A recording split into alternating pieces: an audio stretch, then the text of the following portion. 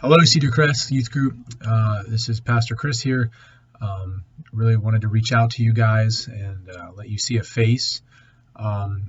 This is very unfortunate what has happened in our world, not just for us locally. It is very unfortunate that we cannot meet together right now. I miss all of you greatly, but it's also unfortunate and sad that this COVID-19 virus is actually taking lives. It's also upsetting people's livelihood. It's also, ruining people's plans that they had for their lives, etc. And I thought that it would be good to talk with you about maybe how to think through this. I actually did a podcast, which I'm going to talk a little bit about, episode on this in some detail. I'm just going to do a brief overview of what I talked about there because I want you to go listen to that.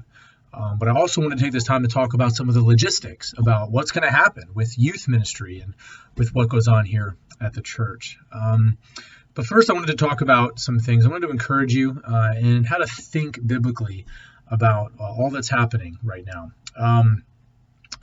We need to think rightly about all of life, especially about trials and about things that the world makes a huge deal out of or doesn't think is important.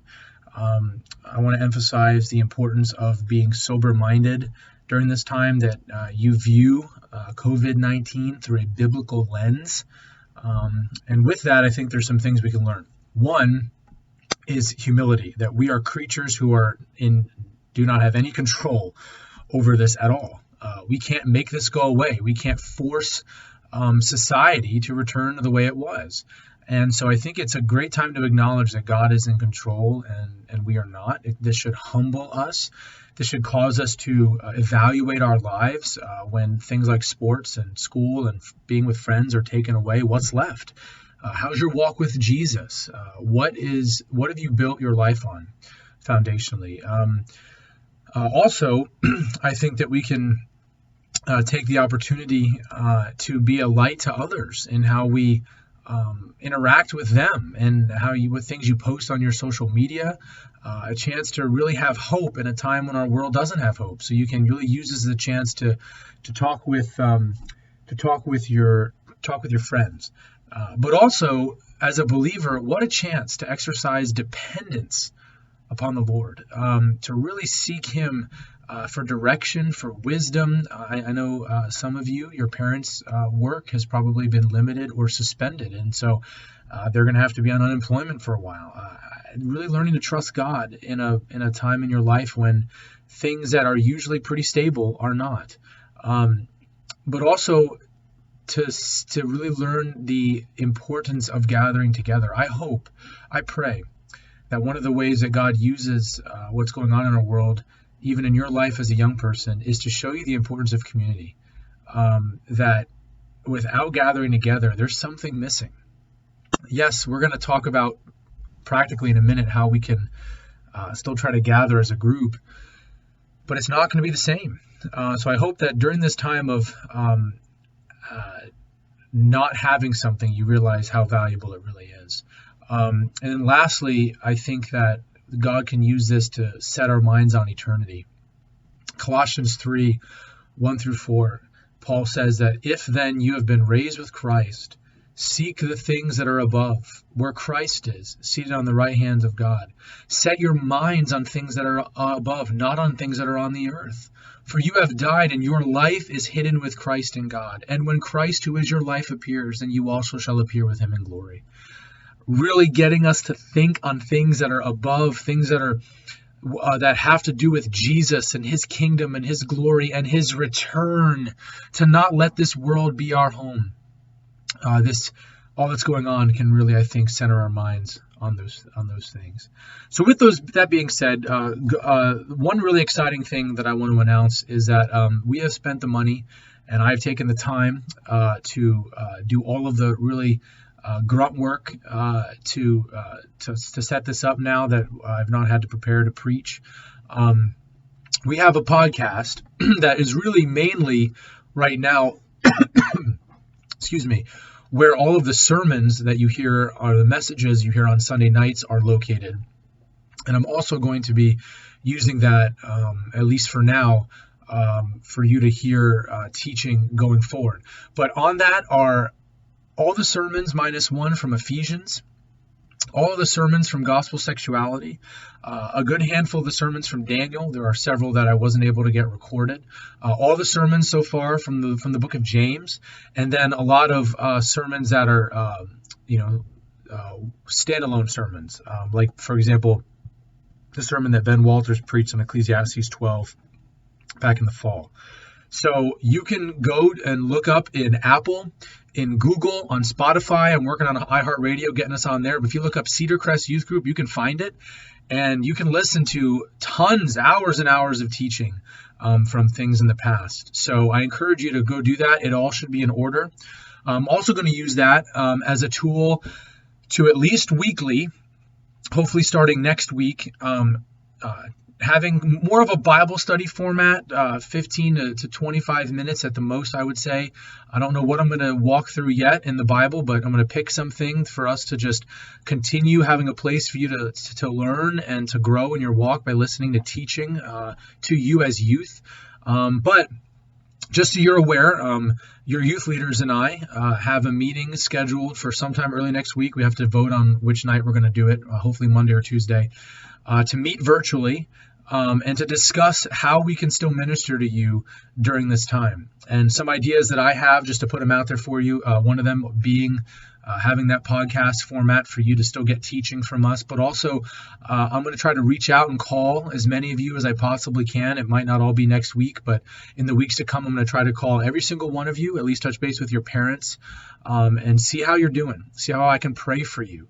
I also am going to ask that our youth leaders try to virtually meet with several of you all at a time. There are some ideas. One of the youth leaders told me that another youth group has met. The whole youth group has gotten together on Facebook Live and actually played a game and sang together and then listened to a message. So we're going to talk about things that we can do. So stay tuned for that. Hopefully early next week, by middle next week at the latest, you'll hear kind of what we've come up with. So please stay tuned. I also wanted to take the time to address the obvious lingering questions of the events we have coming up. Our next event is in the middle of April, called Core Challenge. I'm on the board of youth that runs that event. I have suggested to them that we cancel it completely. Almost certainly, unless something drastically changes in the next week, Cedar Crest will not take part in that, even if it continues, but more than likely that event will be canceled. You'll probably hear something official the first week of April on that, so stay tuned. Our senior night, which is supposed to take place the middle of May, we're not canceling that yet because we just don't know what's going to happen. A lot of things are unknown right now, but we do have that on our radar, so please stay tuned for that as well. D3, that's a big one. Registrations are due for that by Thursday of this coming week.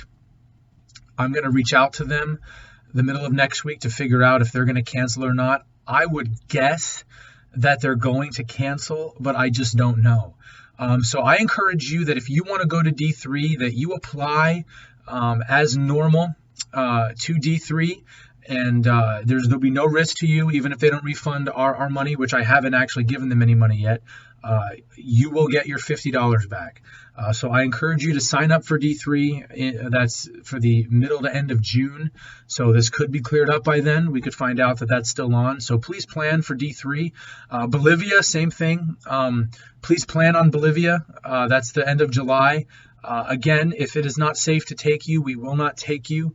And so I think those are things that you should plan on applying for if you have not, or to keep on your calendar if you have, and just trust us that it'll be risk-free to you at this point as far as whether or not we go. And so if you have any questions or concerns, please reach out to me. You can text me, you can email me. My number is 970-260-3991. You can find it on the website. But also you can email me at cvonholt@cedarcrest.church to ask any questions, to ask me to pray for you in any specific way. We just really want to encourage you in some practical things right now. Um, obey the government's request to stay inside and not go out. Don't get together physically during this time. You don't want to spread this virus to others. Even if you're not susceptible, you could be a carrier and you can pass it on to somebody else who can have interaction with somebody who is susceptible. So please do just obey God, who commands us in 1 Peter 2, I believe it is, and in Romans, that we're to respect our governing authorities. So I would encourage you to do that. Secondly, stay up on your schoolwork. Even if your school is not counting your schoolwork, you don't want to rob yourself of the learning that you have at this point in your life. I think it's wise and biblical as a steward of what God's given you to stay on top of your school. So I want to encourage you to do that. Take the time also to help your parents around the house. Encourage your mom and dad. Pray for them. If you see them stressed out, pray with mom and dad.